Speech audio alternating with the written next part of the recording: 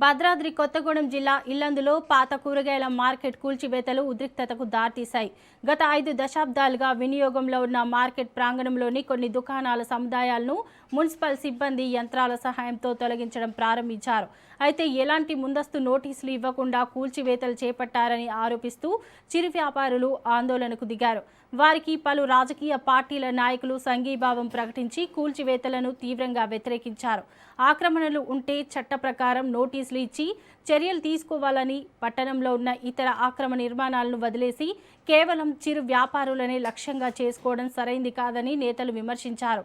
ఈ అంశంపై అన్ని రాజకీయ పార్టీలతో కలిసి కార్యాచరణ చేపడతామని హెచ్చరించారు. వ్యాపారుల నిరసనలు, రాజకీయ నాయకుల ఆందోళన నేపథ్యంలో మున్సిపల్ సిబ్బంది అక్కడ జరుగుతున్న ఇతర నిర్మాణ పనులను తాత్కాలికంగా నిలిపివేశారు.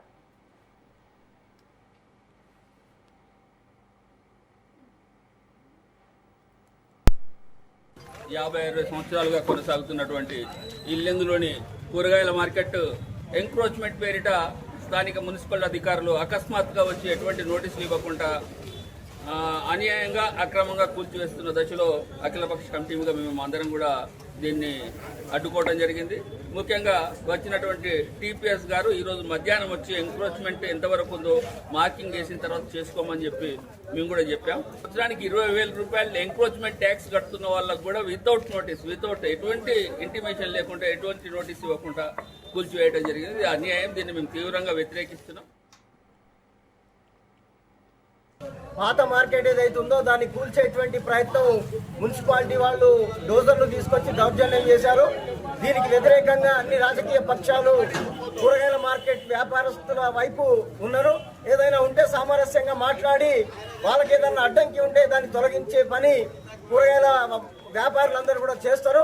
అయితే ప్రభుత్వం తక్షణం ఎక్కడైతే ఎంక్రోచ్మెంట్లు ఉన్నాయో వాటన్నిటిని వదిలిపెట్టి కావాలని కూలీ నాలి కూరగాయలు అమ్ముకునేటువంటి వాళ్ళను, పచ్చి కూరగాయలు, కొత్తిమీర అమ్ముకునేటువంటి వాళ్ళ మీద దౌర్జన్యం చేస్తున్నారు. ఇది సరైనది కాదు. తక్షణం ఈ దౌర్జన్యం ఆపాలని చెప్పేసి అఖిలపక్ష రాజకీయ పార్టీల తరఫున మేము విజ్ఞప్తి చేస్తున్నాం.